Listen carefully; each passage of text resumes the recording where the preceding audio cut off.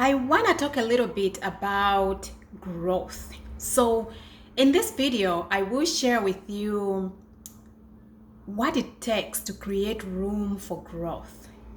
So, I've been thinking a lot about this subject because a lot of us desire growth, and I know that you desire growth. You want to grow, you want to get to the next level, you want to go beyond where you are right now. You want to create more, you want to become more, you want to be more for your family, for yourself, for your community, the people that surround you, whether it's at your workplace, whether it's in the church, whether it's in your family. You just want to become more, to do more, and by doing more you want to become better, and that is growth. So today we're gonna focus about what does it really take to create room for that growth. And so, with the pandemic, a lot of things came to a standstill, right? So our lives somehow came to a standstill. Most of us have been feeling like we are stagnated.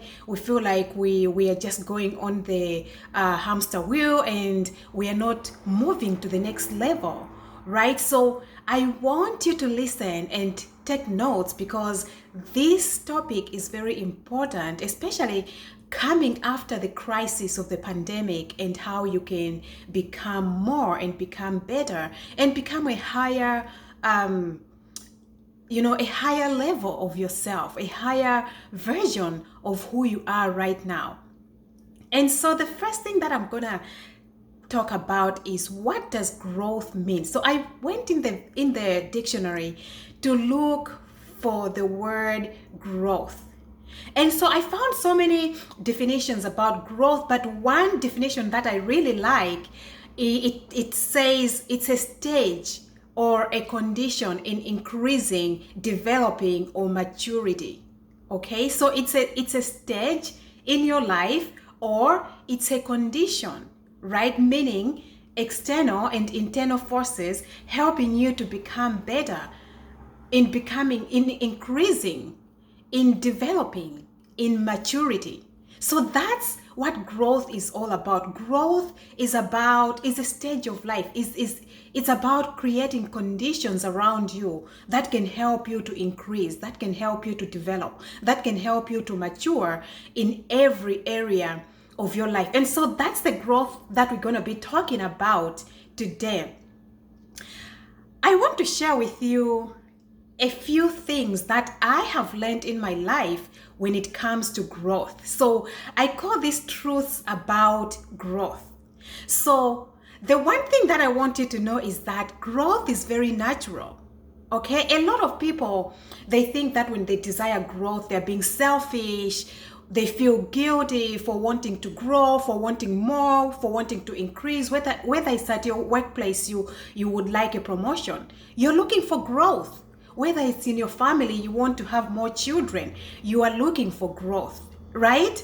And you shouldn't feel bad about wanting to increase, wanting more, wanting growth in your life, because growth is very natural. Everything that is alive, every living creature in this universe has to grow, and that's how God created us.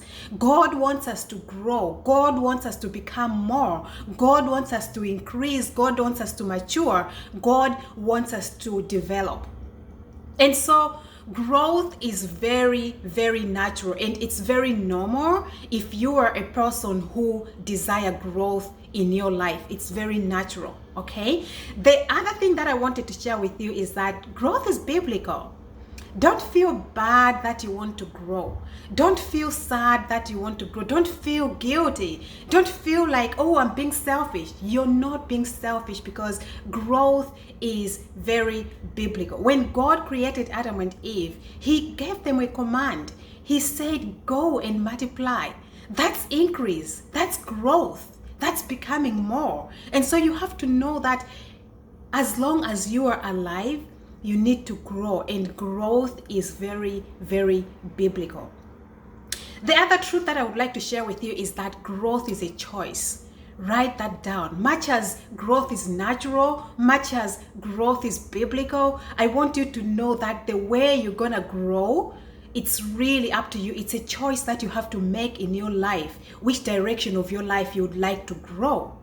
I want you to get an example of when you grow seeds, right? You want to grow vegetables, and so you're not giving those vegetables any light. They don't have really the required type of soil. They don't have, you're not giving them water. Yes, they're gonna grow, but they're gonna be stunted, and really their life is gonna be cut short because you didn't give them the right conditions for them to grow. And so what I mean here is that for you to grow, to become more, to develop, to mature in a way that really you would like to, it's really your choice. It's really up to you. God wants you to grow in a certain way. He has given you everything that you need for you to grow, but the choice is yours on how you would like to tap into those conditions to nurture and sustain your growth. So growth is a choice. I want you to write that down. The other thing that I wanted to share with you is that growth has a measurement, okay? What kind of growth are you looking for? Because there is all sorts of type of growth in this world. How are you measuring growth in your context? How does growth look like to you? Growth has a measurement, okay? And so when we say someone has grown, we can really measure, we can see where they are at the beginning and where they where they are today. So for example, before the pandemic, where were you? And now that we are almost getting out of the pandemic, hopefully, where are you now? Can you compare the two and really see that you have meaningfully grown? And how does that look like? So I want you to know that growth has a measurement. Okay, now let me share a few things that I call the rules, the universal rules that govern growth. Yes, you desire growth. Yes, God wants you to grow. Yes, there is conditions attached to growth, but I want you to know that, to know these rules. If you are the one to desiring growth and you really want your growth to go in a certain way, okay? So in whatever way you measure growth in your context, I want you to remember this, that the environment is very, very important, okay? Every kind of growth that you're gonna achieve in your life has something to do with the environment that you're surrounding yourself with. Who are your friends? Who is your community? Who is supporting you through your growth? Where are you tapping your growth from? So that matters a lot. I'll go back to the example of a plant. So when you grow your vegetables, right, you have to give them the right conditions. They have to have sunlight. They have to have the right type of soil and the manure that goes into the soil, the fertilizer, whatsoever, right? They need water. They need air for them to survive, and different types of crops for them to grow. They require different kinds of environment or conditions. So the same applies to you, that whatever growth you're looking for, you need to know that your community, the people that surround you, your environment has a lot to do with how you're going to see that growth happen in your life. The people that you associate with, okay? Wherever there is growth, that's the second universal rule. Wherever there is growth, there is an investment. So nothing grows without any form of investment. Even when a seed grows, it means something or somebody planted that seed or dropped that seed that where it is. That's an investment.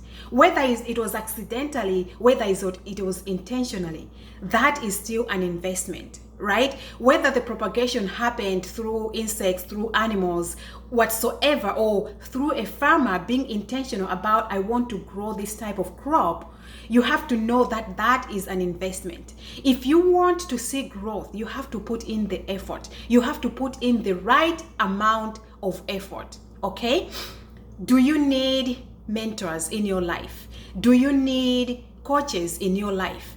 Do you need people to help and support you through your journey? Do you want to enroll into a university or a course of somehow? Do you need to sit in a classroom? Do you need to read books? What kind of growth are you looking for? And the amount of growth that you're going to see in your life is equal to the amount of investment that you're going to invest. Whether you like it or not, if you sit down and wish that you grew in a certain way without putting in the investment, without putting in the effort, you're not going to see any kind of growth.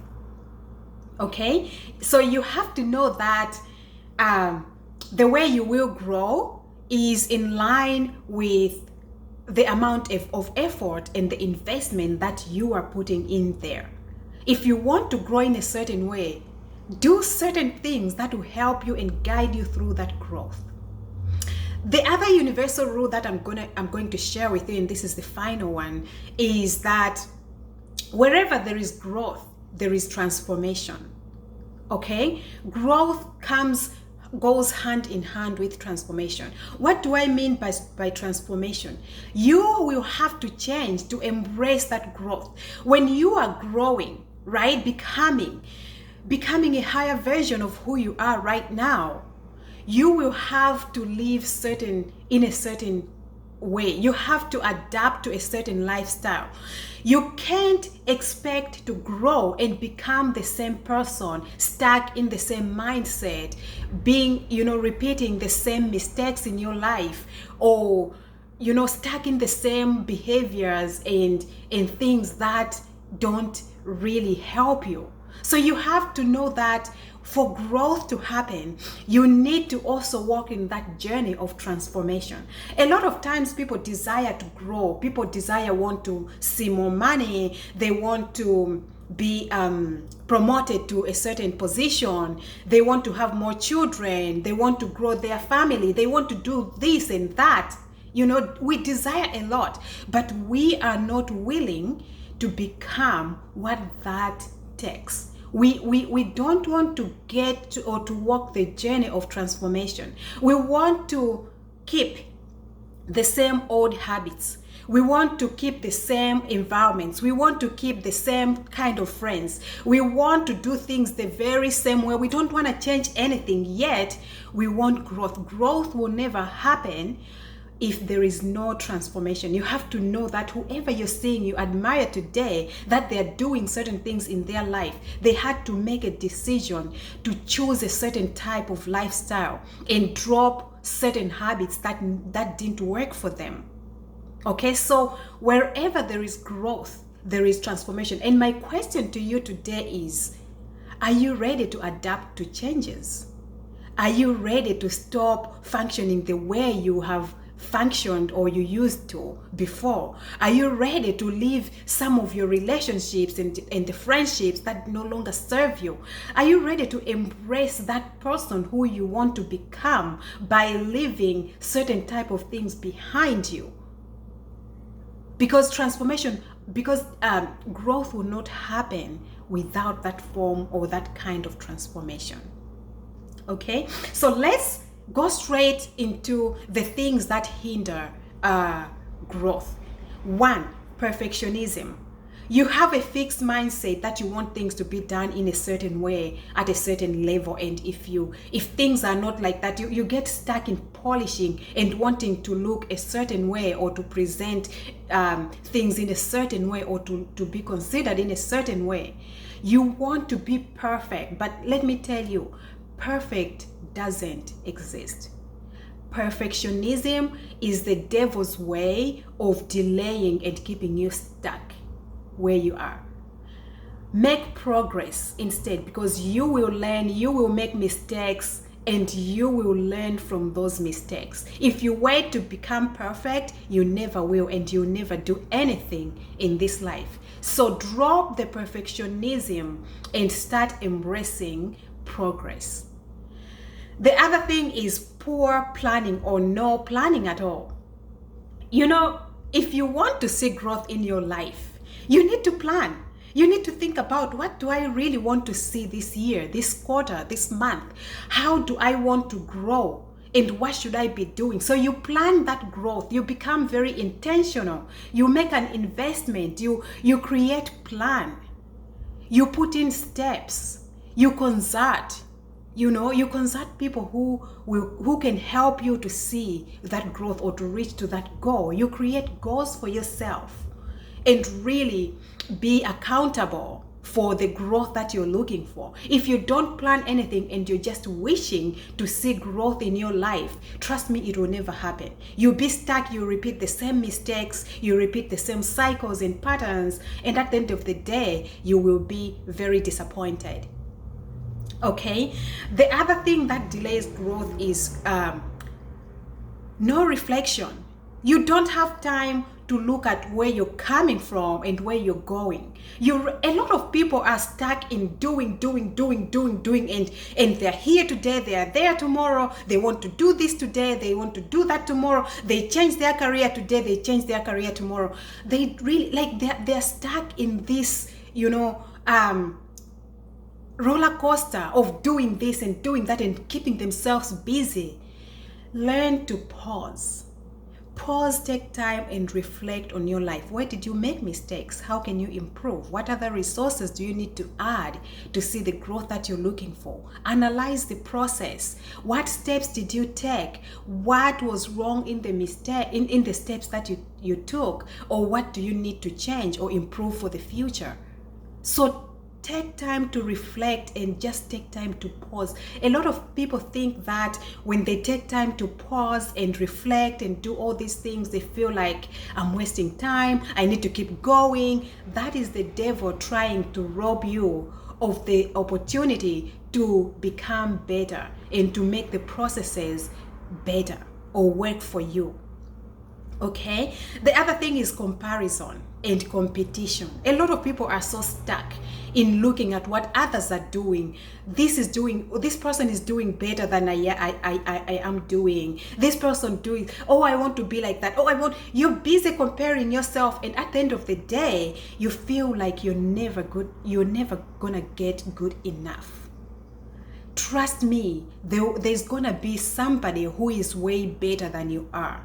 But from where you are, start from there, because the person who is above you, who is doing things better than you are, started from somewhere. They never wake up one day and they became perfect. So stop comparing yourself or competing with other people. Sit in your lane and do what you have using the resources that you have and be the best that you can, and always make sure that you're reflecting on your processes and what you're doing and your investments and really making the necessary improvements. Ask people to help you with reflecting on what you're doing. Find mentors in your life who can help you to put you in the right path. Find a coach who can help you in that area of your life to support you through that journey. Okay, so stop comparing and competing with other people, because you are unique. And the things that you're gonna do, the way you're gonna do them, it's unique to you, and nobody can do them the way you can do them. Okay? The other thing is self-doubt. A lot of people doubt themselves so much. I'm never gonna be good enough. I should have been like that. It relates to comparison as well. So stop doubting yourself and start embracing what God gave you. Stop capitalizing on your weaknesses and start capitalizing on your strengths. What are your strengths? Work on those strengths. Use those strengths to bring the best out of who you are. Okay, poor guidance or no guidance. Some people feel like they don't need help. It's like, I know it all. So you don't want anyone telling you anything about what you're doing, whether it's your gift, whether it's your purpose, whether it's your skill. You don't want anyone telling you anything about it. You don't want to hear feedback. You know it all. So you don't want guidance. You don't want anyone telling you. You don't even want to reach out for help, even though you're struggling. I want you to know that seeking guidance is okay, is one element that can help you to grow to the next level. So finally, let me share with you keys for growth. So if you are that person who is really, really desiring growth, what should you be doing? What are the keys that will help you unlock the doors of growth? The first key is management. So when I talk about management, it takes me to the Bible that God expects us to be good stewards. God wants us to be good managers of everything that He has given us and everything that we have. Do you have a gift? Are you talented? Do you know how to do certain things? You have to do that well, and you have to give it 100%. Okay, you can't be working on a bare minimum and expecting that you're gonna see growth in your life. It doesn't work like that. Whoever manages attracts more in every situation. When you see people are making strides, it means that they are doing their best, they are managing. God is just. God is very fair. He's not gonna give you more responsibility when you can't even manage your life. Wherever you are right now, in your family, do you have children? Are you doing the best? Are you giving your family 100% of what you need to be giving them? Are you giving your children 100% of the time that they need with you? Are you doing your best in your position at your workplace? Or you're just giving it the bare minimum just because it's not your company? Right? So you will always grow. You will always see growth if you are a good manager. Everyone or anyone, whoever manages best attracts the best. Whoever manages more attracts more. Okay? Stop wishing for more, and when you are just giving everything that you have right now a bare minimum. There are people who would be like, oh, I'll change the way the time that I clock in at work when I'm given a managerial position. Right now, I can come to work anytime. I'll take 2 hours break, lunch break instead of 1 hour. I will just give it the bare minimum. You have to know that yes, your supervisor might not be watching you, but God is watching you, is seeing how you are managing your life and everything that you have in this season of your life. Okay? The better you manage, the more you get. I've already said that. The other thing is create an accountability system. A lot of times we don't want to be accountable to anyone just because of our egos, just because we feel like these are my gifts, this is my life, I don't want anyone being in my space whatsoever. We tell ourselves all these stories. It's like, oh, I'm unapologetic about who I am and I don't want to hear anything from anyone. Create an accountability system, because if there is someone whom you are accountable to, it will help you stay in your lane and focus on what you need to be doing. So ask people in your life, your friends, your family, your supervisor. You want to hire a coach so that they can help you, or a mentor to help you to be your accountability partner. Do that. You have to do that. They have to see your flaws. They open yourself so that they can see where your weaknesses are, because that's when you're gonna get support. If you keep hiding and shielding yourself and hiding all these weaknesses of yours and putting on a perfect face, you want to look like you're well put together, you have to know that you are doing yourself injustice. Okay, so reach out for help. Find an accountability partner to help you, keep you accountable. The other thing is know what you need and what you don't need. A lot of times people just want things, but they don't really need things. I'm telling you, when you really need something, you put in the effort. You're committed to your needs. The problem is that a lot of people don't know how to separate between their needs and their wants. As a result, they're all over the place. They're wasting their time investing on a need when actually, or investing in on a want when actually they have a need. So if you are able to jot down to say, what are really my needs in this season of my life? What do I need for me to see this growth? Not what you want, but what you need. Write them down. If you have an accountability person, show them that these are my needs and then these are my wants. But I want to focus on my needs and I want you to keep me accountable. That way you will see growth exponentially in your life. Finally, have a plan.